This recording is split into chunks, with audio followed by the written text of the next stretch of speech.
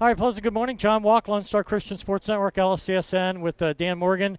And we're here at TAPSCon 2023, right about in the middle of day 3. And really an honor to have Dallas Parish Episcopal School head football coach. And, I was going to make the mistake. You're not the athletic director. No, I'm not. Daniel Novakov, the 4-time defending TAPS Division I state championship coach. Yes, sir. Appreciate you having me on. I know. Good to have you with us. Just to never had really the opportunity. I mean, I've been at the state championship game, just not being able to get down on the field and everything. You're busy then. But. Yeah, no, I see y'all's work. I've never had the opportunity to meet you guys, so I appreciate everything you do for us and for coverage and all that. Yeah, you guys get a lot of coverage on your own, but no, I mean, it just the job that you guys have done is just really incredible and really a great representation of private and parochial high school athletics. For sure, yeah. I mean, sometimes you got to pinch yourself and realize the run we've been on is quite incredible. So it's been a great – I grew up going to private school, so it's been a great representation of kind of what we do football-wise for sure.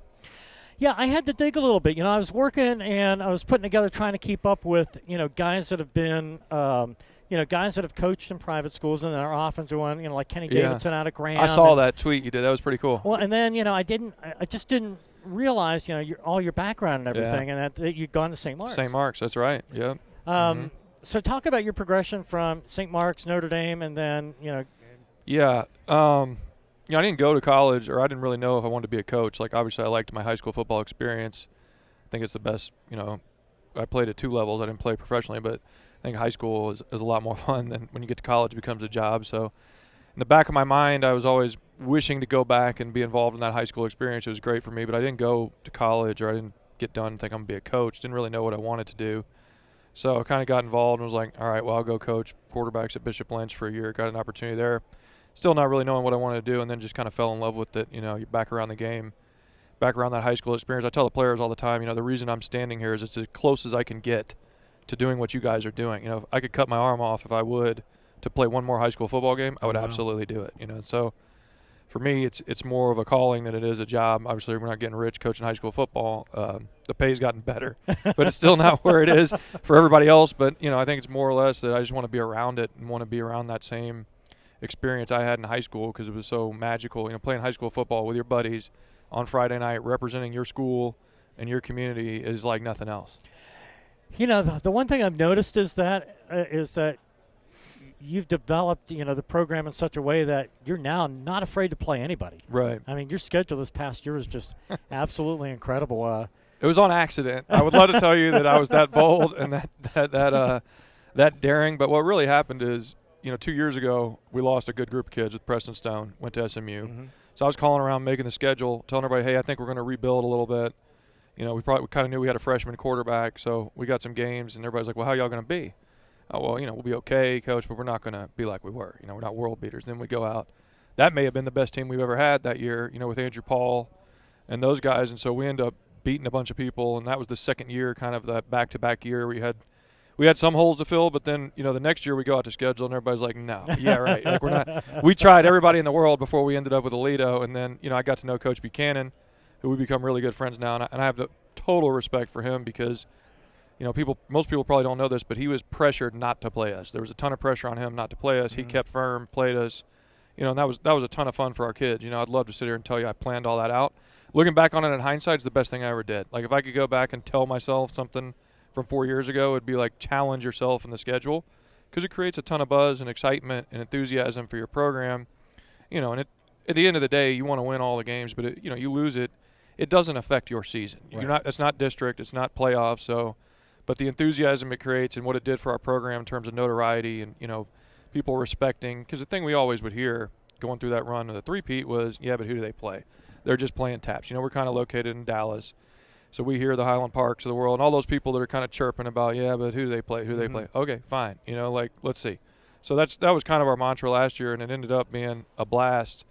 Going into it, I was a little nervous about it. And same thing this year. I'm a little stressed right now this time of year. But at the end of the day, the worst thing that's going to happen is you're going to lose the game. You guys have the exact same schedule? Exact same schedule, so yeah. Nobody's dropped or nobody – okay. No, luckily nobody's dropped us. Like I said, you kind of end up in this world with a bunch of guys that are in the same bind you're in. Buchanan can't find anybody to play. Jason Todd can't find anybody to play. China Spring can't find anybody to play. Houston Episcopal can't find anybody to play because they've all been historically good. So all those guys know kind of the predicament we're all in, and you kind of build a bond with them because it's kind of the pool of people that for whatever reason nobody will play at this point. And so, we just kind of said, all right, it's either going to be this or we're going to travel to like Brentwood Academy or places like that. And that didn't sound fun to me. So we just said, all right, we'll go play George Foreman in Aledo and stay home versus, traveling across the country. What do you do to motivate? I mean, what do you do? How do you use that to motivate your kids? Oh, when they saw that schedule, there wasn't a whole lot of motivation they needed. I mean, they knew what was on the line last year was you're playing for respect at this point. If you go out and embarrass yourselves, everyone's going to say, yeah, that's private school football. They're an embarrassment. You go out and hold your own, everybody's going to say, oh, wow, look at them. They do play good football. And that was kind of what we were trying to set out. We had kind of 2 goals last year. Obviously, we wanted to do the 4-peat. There'd been 11 teams prior to that ever do that at any level. So that was really important, but that was kind of down the line for us. Kind of the first part of our season was we were playing with a chip on our shoulder, which was a lot of fun because it's kind of a tale of 2 seasons last year.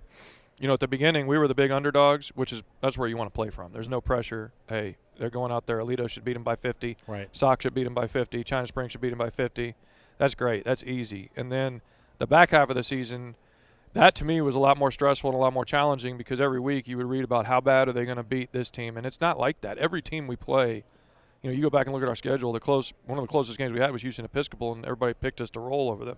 Any week, people can beat you. And so when you're going out, your kids and people are telling your kids, when are you going to get them on the running clock in the first quarter, the second quarter? Oh, wow. That's terrible. That's horrible. It's a ton of stress because you're trying to keep your kids motivated. And our kids did a great job. They're professionals. They handled it like I would want them to handle it. But still, it's not easy to go out as the heavy favorite. I would much rather be in the situation we were in at the beginning of last year or this year where we're not picked to just completely obliterate everybody. Yeah. It's such a, people make such a big deal. I mean, we kind of, we pick games just to, a little bit of chatter, just keep people excited, and people take some of that stuff so seriously. And I'm going like, we're not in there in the locker room with you. We're not sitting on the phone with you every day. We can't do that with everybody, even if we had the time. But yeah, no, I mean it's just it's been really. Look, I wish y'all would pick us to lose every week. Now, my parents, I get calls from my parents, the kids' parents, like, have you seen the pick? I'm like, I don't care what they pick. That actually helps us. Like that's a motivating. I would love to get picked to lose. I would much rather play from that perspective. Okay, well, Dan, then you get to pick against Parish this year then.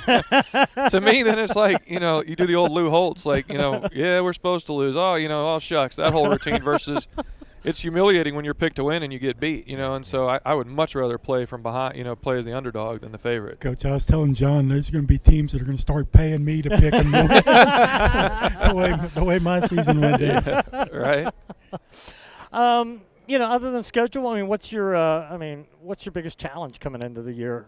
Oh man, there's how long do we have? Number one is replacing a really good senior class. Those guys were 46-4, won 4 state championships in a row. I tell them I don't think they realize how lucky they are. They never walked off the field at any point in their high school football career having lost the last. It's just so unreal to me to think about. They never experienced. It's one thing to lose a game, but at the end of the year, it's another thing. When the season is over and the finality of that, they never experienced that at any point during their high school football career. They never had to go through that. Man, we just lost the last game. The season's over, and that's it. There's no, hey, we'll fix it next week or we'll get better next week. Those guys never, ever went through that. So, to me, replacing those guys and that kind of culture they created, the good thing is that culture stays. Like, it doesn't go with them. They've left kind of that mark on this program, but, replacing them is a huge challenge. And then the other thing that's a big challenge in high school football is, it takes so many more people than the coach and the players, the administration, all that stuff, the resources. And so when you've won at the level we keep winning at, people keep saying, well, you don't need that. You don't need this. And they keep kind of chipping away at everything. Whereas when you're trying to climb the mountain, it's like, what can we do to help you? What can we do to help you? And now it's like, well, you guys just keep winning. And so you kind of take it for granted. And then one day, sitting for my seat, you hope it's not gone and it's too late. And you're like, well, that's not the things we did to get there. And I understand things change and everything goes kind of cyclical, but I think people a lot of times you're fighting that complacency of this is just bound to happen, and it's really, really hard. Every year is really, really hard, but I think our kids have made it look easy. We've made it look easy, and it isn't. And that's the thing you got to battle against is your program, your administration, your community. Everybody just thinks, oh, it's going to happen. I tell people we go out now. was actually having this conversation with Sonny Dykes because he's kind of in the same boat, but totally different level, totally more eyes on him. But you go out, it's the same pressure whether you're coaching peewee, high school, college, pro. The coach feels the same pressure. You don't want to let anybody down. It's just more eyes. But you go out now and we lose in the state semifinals, or he doesn't make the college football playoff. It's a disaster. Yeah. Whereas 4 years ago when I took over and we made the semifinals in our second year, everybody was like, that was unbelievable. Mm-hmm. We just hope we can make it back there again. If that happens now, they're gonna want to fire me. And so that part is difficult too, to have to get your head around personally, and then try to create the culture and the community and everybody understand how difficult what just happened was. Yeah, I can't even imagine what you're having to go through. And especially we talked about the public-private dynamic. Yeah. I mean, we had guys like Dan. Mike Hall at second playing Sealy. T.J. Mills, and he did it for the same reason. Right. Is that hey, let's go out and play the best. And you had somebody who was willing to play you, but you've got the pressure of, it's like, if you beat them, it's like you run the risk of that chasm that's out there with the, and I'll say it. Yeah. You don't have to, but the chirping from the Texas High School Coaches Association not to play private schools. I mean, you go out and beat some of those teams, and it's just going to amplify that. Because Right. they don't want to get beat by private schools. Look, let me just say this. That's ridiculous to me, the whole public versus private thing. I've gotten to know a lot of those public school people in the past year, and they're great people. And once they get to know you, they all say kind of the same thing. I thought you were evil, or I thought you were the devil. And then you realize we're all trying to do the same thing. I mean, I think that thing is so overblown. It's disappointing. I think it doesn't go both ways. I don't think private looks at public as the enemy. I think public looks at private as the enemy for whatever reason. Right. I think there's a lot of misconceptions, and I wish people would get over that. The High School Coaches Association, that was disappointing, that whole stance they took. But, I think once people realize that we're not out there like IMG, there's such a misconception of what goes on at IMG versus what goes on in local private school football. We're not sending mailers out to every kid in every district that won superlatives and saying, come play for us, we'll pay you, you can go for free, whatever. I mean, it costs $30,000 a year to go to our school. There's a cap of 115 kids, and you have to pass a rigorous academic check. So I couldn't go take a whole bunch of kids off everybody's roster if I wanted to, and it just doesn't work like that. And if people would actually take the time to get to know us, to look into what we're doing, I think they would realize we're much more similar than we are different, and I think there'd be a less of that, what you call a chasm between us. Well, and I think it comes from the leadership. Right. Because there are still folks out there, and, obviously you have those school districts that just say, like Cy-Fair. Cy-Fair down in Houston. Right. You're not allowed to schedule a private school in a regular season. If you run into them in a tournament, fine. But, and we've got to figure out a way to get – but we've been fighting that battle for – I've been involved in covering private school athletics since 93, 94 season. Right. Dan's been coaching that long. We've been fighting that battle. Ed Burleson told me one time, he said, when the coaches that were, having to deal with the firehouse recruiting in the 50s and 60s, and when they retire, they'll go away, and it hasn't, unfortunately. No, and it's just disappointing because, it's hurting the kids on both sides. Those games got a ton of exposure. A ton of kids got exposure out of it. It was great for everybody. That's why I said at the beginning I really appreciate Tim Buchanan because he took a firm stance and was, I gave Dan my word. We're going to play this game no matter what. And, he stuck to it. And, I wish that'd be the one thing I wish if we could all get in a room and kind of iron out is what's, ask me. I tell people all the time, ask me any question you want to know and I'll answer it truthfully. And I've heard so many crazy things about schools. I'll get a public school coach, a friend of mine, call me and say, "Is so-and-so given clothing allowance?" I'm like, no, it's not. This is not NLI. Wow, that's crazy. Apartments, all that kind of stuff, and you kind of dispel that myth, and then they're like, "Oh, okay, that makes sense." But to me, there's just so much misinformation out there.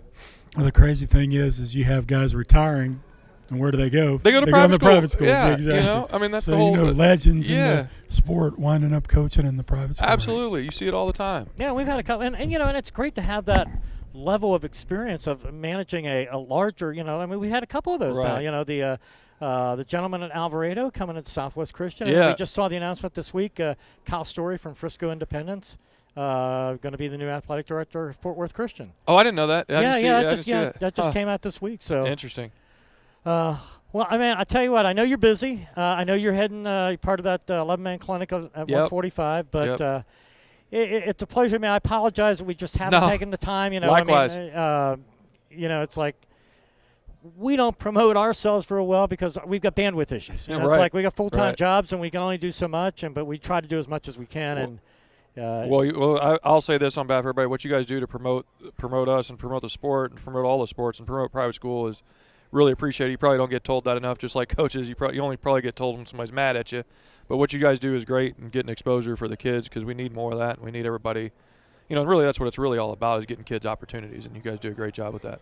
Well, and we just want to do it in a professional and a positive way, and we just try to do our best. But Coach Novakov, thank you so much for taking time. Absolutely. I really enjoyed it. Likewise. And Likewise. Thank you so much. Appreciate it, guys. All right, again, Daniel Novakov, head football coach at Dallas Parish Episcopal School, and looking forward to another great season in 2023. Thank you.